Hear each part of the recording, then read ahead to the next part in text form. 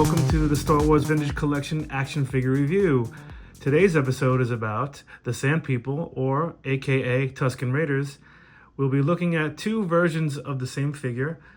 One's from the Saga collection, the other's from the Vintage collection. So let's get into it right away. So before we take a look at the figures, I just want to talk about the actual naming of these characters. In the original Star Wars action figure line, the names for the figures were different for every film. So for A New Hope, the name plate on the figure read Sand People, 2 words. For The Empire Strikes Back, it was Sand People, 1 word. And for Return of the Jedi, it was Tusken Raider, and then in parentheses, Sand People.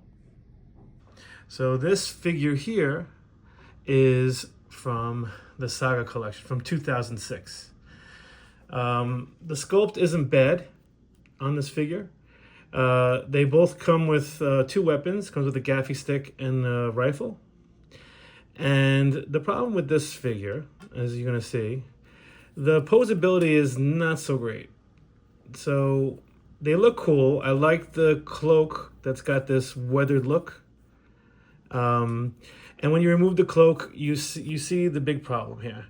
The sculpt isn't bad. I wish they would fix the head. But this is terrible. The swivel, this is how you'd have to pose this figure. And these pop out real easy. So it's really not intuitive to making really good dioramas or setting them up for whatever you want to do. The soft goods bottom half is excellent. Once again, good use of soft goods. But this figure, it could be better. Like I said, the sculpt isn't bad. It looks like the Tusken Raiders. It's got the ball joint head, as you can see.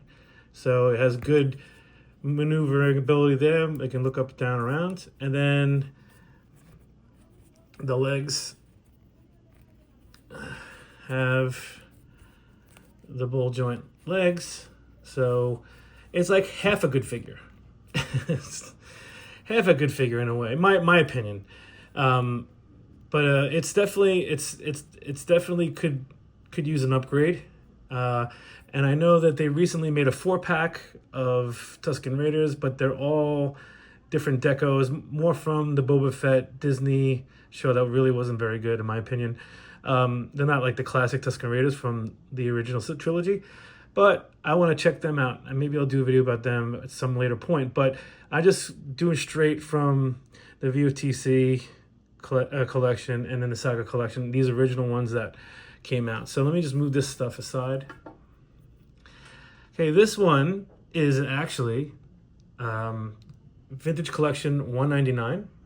Came out in 2021, so a few years ago. It's slightly better. Comes with the same accessories, gaffy stick, and the rifle. But what this one does, which the other one doesn't, let me take this off.